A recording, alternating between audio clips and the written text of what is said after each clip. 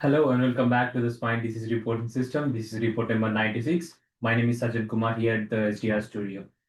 Hello, my name is Giovanni Trevisan of the SDRS team.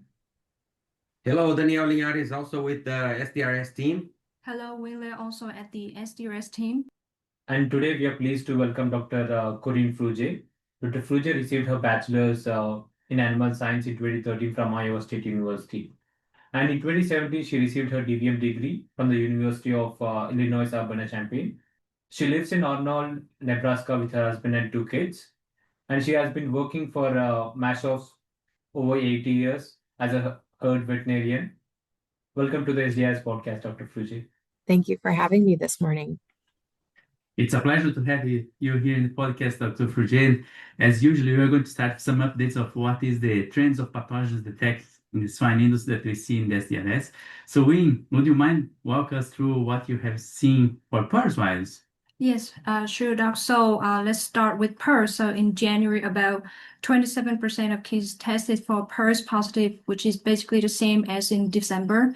With the adult cell farm increase at 23%, while the winter market group was much higher at 46%. But overall, the PRRS activity case positive stayed within their state monitoring level. So that's a good thing. We expected high positivity at this time of the year. How about enteric coronavirus? What did you find there? So for in January for PED, about 12% of cases were PED positive, which is similar in December, with the adult cell farm increased to 14%, up from 12% in December. And that's also the highest we observed since 2023. However, overall, PED levels across all 11 monitors stay within their usual baselines. So that's an important thing, that the level of detection was higher since 2023 for adult cell farm. And if you look for other reports like the Morris Swine Health Monitoring Project, that is the highest cumulative incidence for cell farms that also is seen there.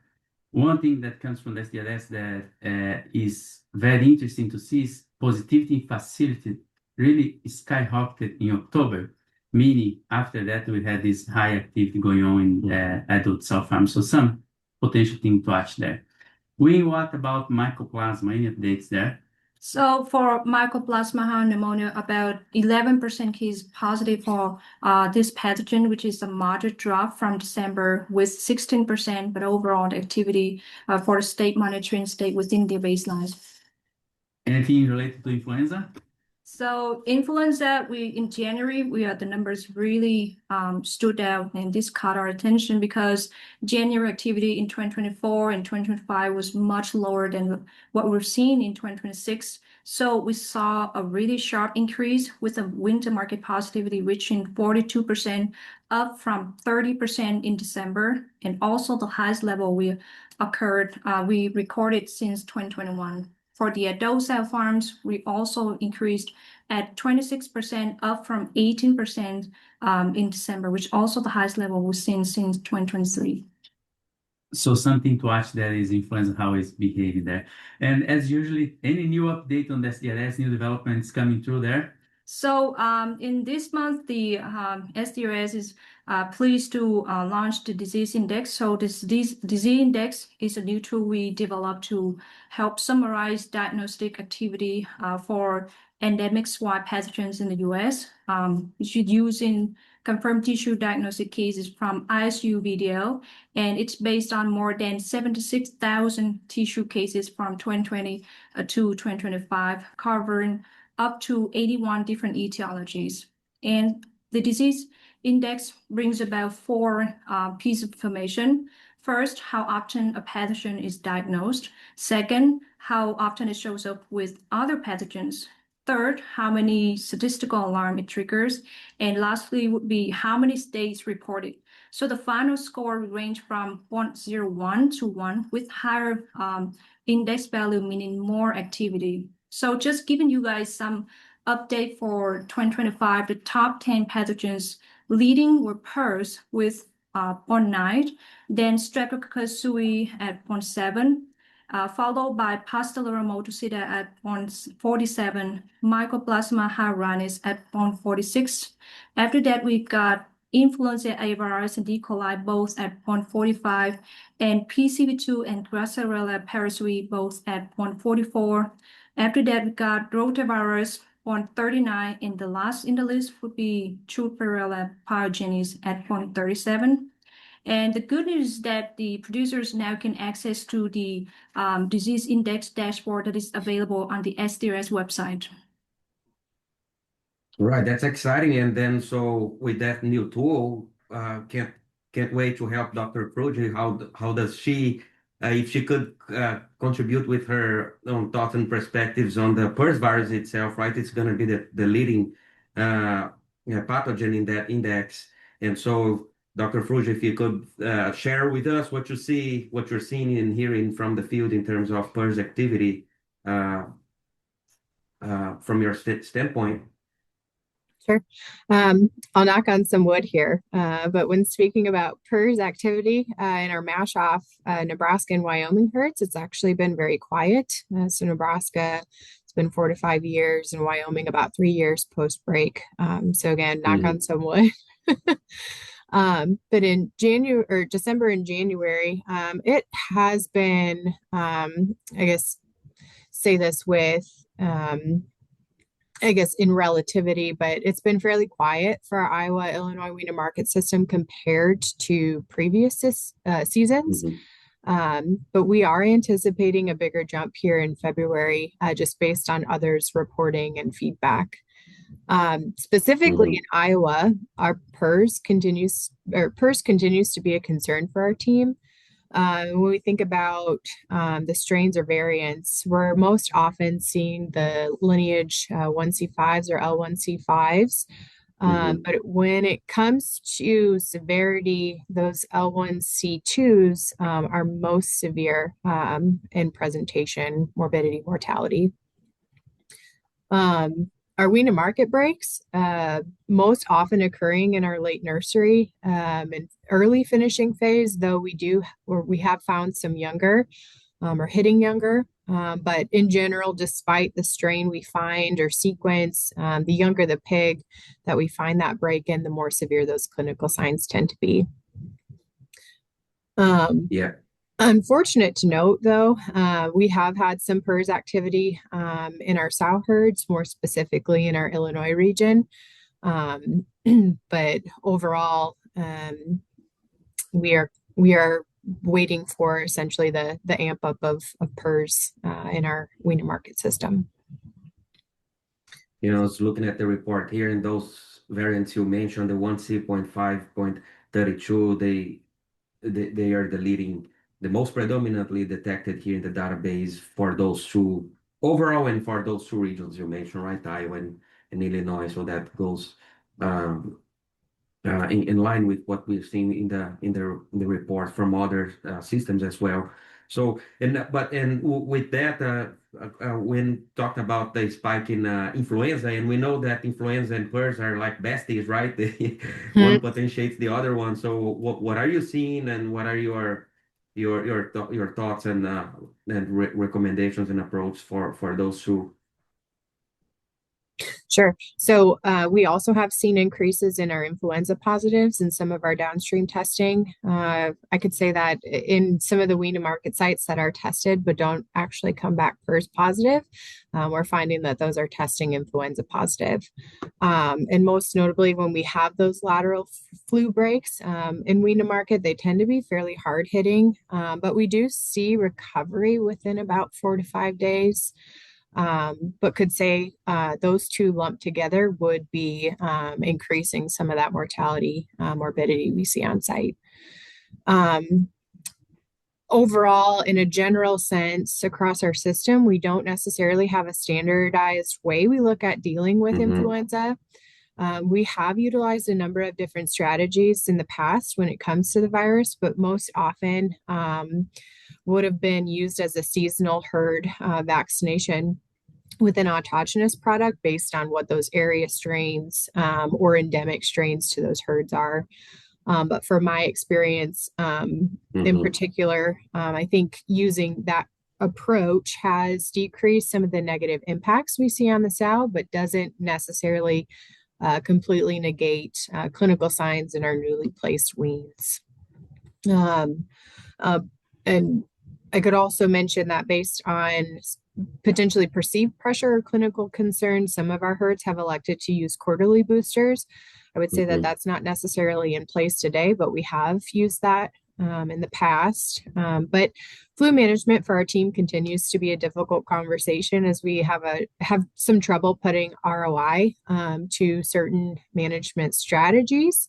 But with that said, we have actually seen some positive impacts by managing those secondary bugs, like that of strep, suis, GPS, mycohyrhinus, in the fashion of using a sow pre-farrow autogenous program.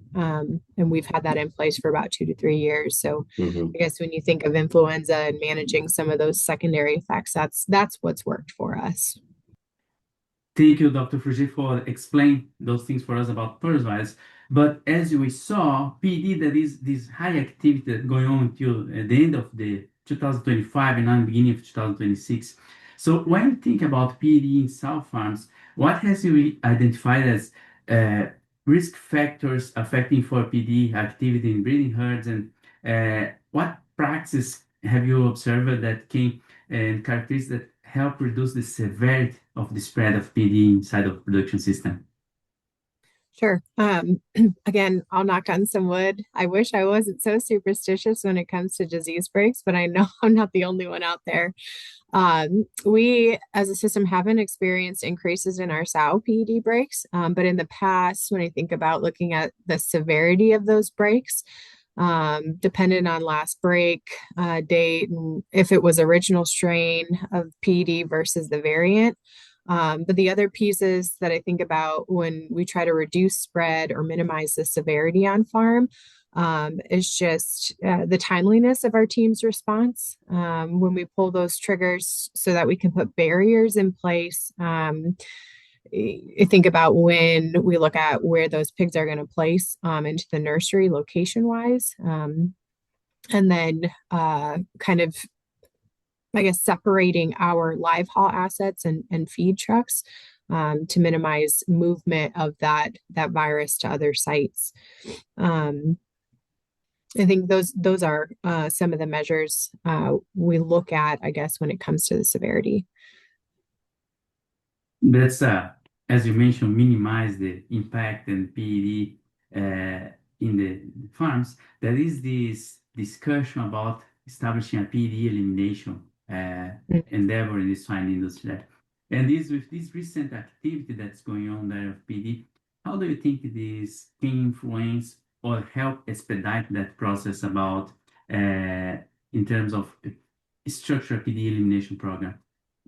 Yep. So I think anytime disease prevalence increases, there's obviously more out there to potentially spread and inadvertently infect other herds. I think as we continue to see flares or blips in sow herd positivity, it's a reminder for our teams and others out there how impactful that break truly is, especially when and not just production, but especially when it comes to our people, the physical, mental, emotional nature of it. The seasonal implications certainly play a role. I think while we might be able to attack PED elimination on the front end from the sow side of things, I think probably the back end of it, knowing we've got reservoirs of that virus in buying stations and coal stations, packing houses, I think those will be positive for far longer. So I think certainly it'll have to be concerted effort across and alignment across the industry based on how easily we see this virus move. Yeah, that's awesome. Thanks for sharing your thoughts on those pathogens that are relatively high in detection by PCR, right? PRRS, flu, PED. And now going back to the disease index, as a reminder, is beyond just PCR, right? It's based on tissue cases that came, and the diagnosticians looked at the lesions and studied the case and everything, and so they made conclusions on what were the pathogens actually causing that lesion. And so, as Wynn said before, the top the top pathogens in the ranking, right? The disease activity ranking was PRRS, SUIs, influenza, E. coli, etc. And so, would like to pick your brain on when you saw that ranking, that list. Did it make sense for you based on what you see in the field and talk with your fellow practicing vets? Did you miss something there in that list? And so, your thoughts on what's probably primary versus secondary, your first reaction to that list. Sure. Honestly, I think it reflects very well, at least the pathogens that are highlighted and shown to be of top ranking concern, are certainly the same ones that our Maschhoff team is focused on, both in the primary and secondary nature of that disease presentation.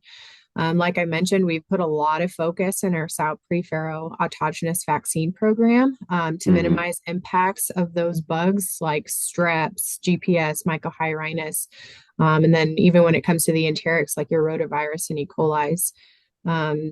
And being able to show through improvement of herd metrics that those strategies are effective and worth it. I find that the index also helps to emphasize that we're not the only team who are finding these bugs very commonly or struggling with specific pathogens. And so I think from that, we can most likely pull that there's a lot of common ground and likely much more that we have left to learn from each other. Yeah, no, thanks for the feedback. And so, can you elaborate a little further on how could practicing vets like yourself use this disease index going forward in the field? Sure. I think it can also highlight to the fact that while maybe we've controlled certain pathogens that are on that list or aren't on that list, that others are still seeing those as primary pathogens. Certainly when it comes to, seeing PRRS, we all know that PRRS continues to be a big nagging concern for everybody. So just continues to highlight that. I think when it comes to management strategies or biocontainment strategies, we all have opportunities and we all can do a little bit better, that good neighbor policy. But that's just speaking on that specific pathogen. I think when it comes to maybe not necessarily seeing mycoplasma high pneumonia up there high on that list might speak to the fact that we've made a lot of progress in eliminating that bug out of the industry. So could potentially highlight to where we may be winning and or losing in some of these disease control or elimination projects or plans. And that we had some internal discussions, right, Giovanni, with the team, with the diagnosticians, and so that it's good to highlight what it is and what it is not, right? This disease index is measuring, so people could understand the meaning and bring back to the field for applications. Correct. And if you look for the disease index, basically what it's doing there is putting a relative occurrence of this disease in the field, but also measuring that in terms of numbers to quantify that what's the number of the disease, co-diagnosis, and geographic occurrence there.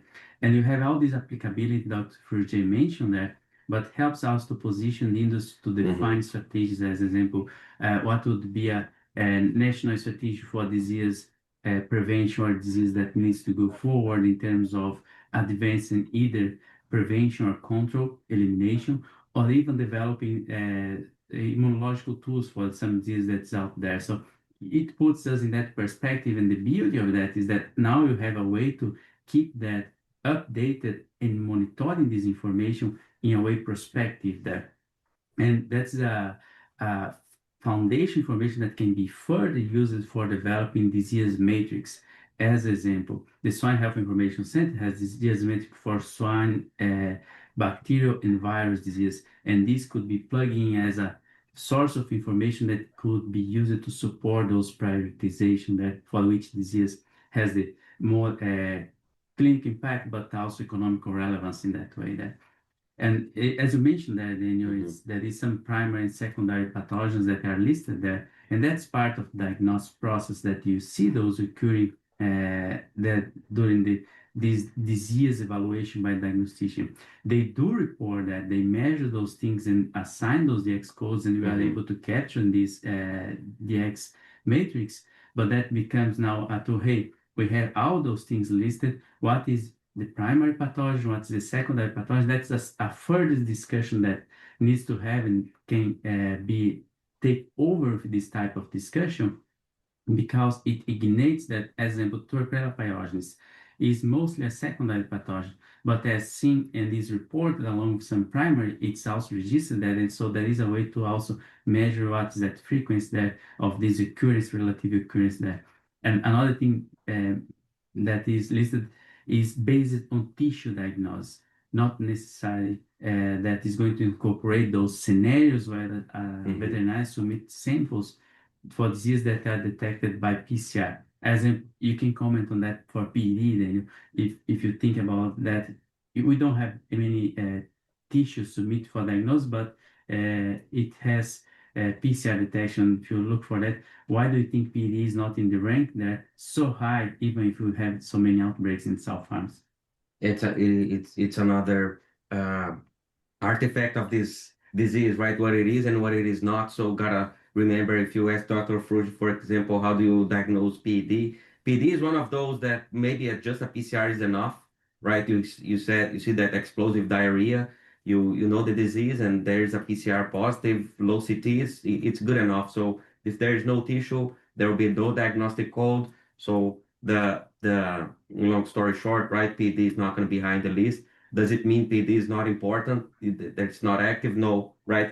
So that's good. It's good to have the different tools, the PCR-based tools to understand PD activity. And we just discussed how high is it at this time, and now this disease index. Gotta remember that's from the lenses of diagnosticians. So what they see under the microscope. There's no tissue. There's no activity they can see and report. Exactly, that's a good point. That's why we have different things and different ways to look for the data that we have in the SDRS. As example, PED, if we monitor PCR, that is a standalone procedure that we can get information out of that.